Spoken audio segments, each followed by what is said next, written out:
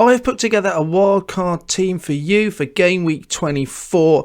International break coming up. Lots to talk about. Lots of options going to go through. Let's jump into it and have a look.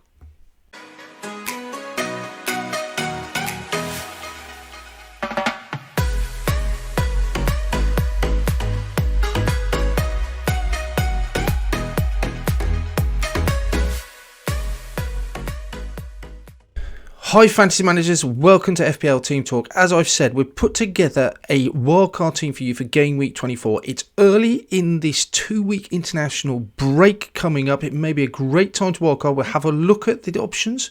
Is it a good time to wildcard? Look at chip strategy. We'll take a statistical analysis of all of these things as well as the long-term fixtures. Have a look about budgets, some teams potentially to target. And at the end of the video, we'll have a look at different options for this wildcard. So, if you enjoy this video, click on that like button. If you're new around here, subscribe. If you enjoy FPL content, we've got plenty more team selections, watch lists, might do a free hit later on. Also, transfer budget experiment I'm doing. So, let's get on with it.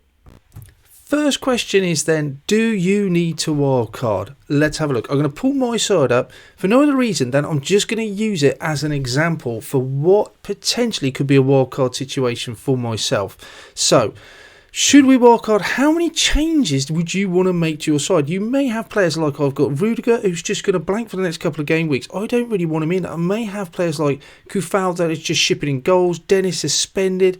Watford's fixtures turn. Jota may be a minute's concern coming up later on as well. Players just not performing. Gray's blanking in a few times. So I may just have an issue with a lot of players on my side. And let's remember, I might not be able to do it with transfers. Yes, I've got chips. But we're in game week 24. There's only 14 game weeks left. The longer I leave it, the less impact my wildcard would have. Yes, I've got chips that may be able to free hit myself out of trouble. Is it a good time to wildcard? Let's have a look. Rudiger is an issue for me. He's not going to be around, so I want to get rid of him. Gallagher's fixtures aren't great. I'm not sure I trust Gallagher to get the points. He could potentially be one that will be on his way. Not immediate. Dennis's fixtures look certainly harder now. Double game weeks gone. He didn't even play his part in the second one. Then you got away at West Ham. Kufal shipping goals. Jota's minutes is a concern now. Firmino's is around and Salah comes back.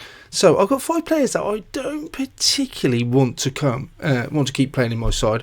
I wouldn't say that I can't get away without keeping him. Jota, Dennis, Kufal, Gallagher could be. But in the meantime, I've got the likes of Salah, Reece James later on I might want to bring in. There might be Coutinho that I want to bring in instead of Gallagher. The likes of at the back, there may be a Lamptey, someone like that I want to bring in. Digne. So, can I do it by just taking a hit? If I take a hit, is it going to be a better time to play a wildcard? I could get that side in an instance that I want with a Coutinho in if I want him, if I Digne in if I wanted him, in one foul swoop. And I still got 3 hits to take me out of trouble. There's 14 weeks left. I think I could get away with it. And a wildcard for me is a consideration at the moment. Let's have a look at a wildcard side then. Foster in goal. I think he keeps his place for me. Playing goalkeeper. Not sure I play him very often, especially when De Gea has such good fixtures coming up. 5.2. I'm happy for him to stay in. There are other options I would like to take a look at the end of this video. But for me, those 2 are going to be my goalkeepers. Defensively, Digne, yes, I want him in. He's got an assist today at the time of recording this morning where he set up Buendia's only goal of the game. We know what attacking threat he is. He doesn't. His stats so far this season, I suppose, reflect how unhappy he's been at Everton. He's been put out in the cold a little bit. Hopefully he's coming back to his best. He's on set pieces for Villa. He looks much more hungry. Passes the eye test. I quite like him. I just think for me, he's absolutely one of the first men on the sheet. Kilman again, he's been brilliant. For minutes, that Wolves defence looks really good. As we'll see in a minute, their fixtures don't look amazing. But 4.5 nailed in that defence. I'm happy to have him in the side. And also, I don't mind benching him for 4.5. Cancelo's got to be an absolute must. He's been a brilliant acquisition so far this season. 7.1. Lamptey I really like. I think he's got great attacking potential. Brighton defence is quite tight. And finally, we've got Trent. And he just stays in. Absolutely. He's very expensive for a defender. But look at that XGI. 0.55. He's got 2 goals, 10 assists already this season. He outscored everyone else in that department. Only Reece James or Chilwell when they're playing can get near him, but he's just an absolute must-have for me. Looking at the fixtures, Dinier's fixtures look good. Leeds, Norwich and Newcastle, Watford. Kilman's not so good, but that Wolves defence is so well organised, so tight. I don't mind playing him. I think I'll be tempted to play him at home to Arsenal. Where Tottenham even Leicester at home, I think that Wolves defence very good. Cancelo, yeah, he absolutely starts every game for me. Lamptey blanks, which is an issue, but I think of Wildcard and I've got enough cover to get away with that. Then he's got Watford and Burnley later on. I like that. I think that's a good set of fixtures. And Trent, great fixtures coming up. Even Leicester at home, don't mind him playing in that. He is just a set and forget for me in that defence. Midfield then, keeping Gray, 5.5. He's a real enabler, I think, and he's a key part of that Everton midfield. He seems to be playing every week. 5.5. I'm not saying he's a non-negotiable, but for me at the moment, those fixtures look really nice. Interesting to see what would happen towards the end of the international period. What manager or who is going to come in at Everton? Will they get that bounce effect? Maybe Gray could pick up some points off the back of that. Salah's an absolute must-have in. I've put him in because I'm definitely going to want him for game week 25. So I'm scheduling and budgeting for him now because I've got to make him in for 25. You could, as we'll see it later on in the video, take a punt for game week 24 and have someone else in, then move to him. I'm not sure whether I like the idea of doing a wildcard and then already penciling in transfers for the following week. Not sure I like that. De Bruyne, he's really hit form and come back strong. Fixtures look brilliant. 5 goals, 1 assist. He got an assist today against Southampton. Gets the bonus points as well. He looks great. I really like Jacob Ramsey. A really cheap enabler in that Aston Villa midfield. He's getting minutes. Does possess a goal threat. Villa's fixtures look nice. I really like Jacob Ramsey, and he allows you to have De Bruyne and Salah in that midfield. Without him, you're going to struggle. I don't think there's anyone better at his price as an option. 4.6, he looks really good.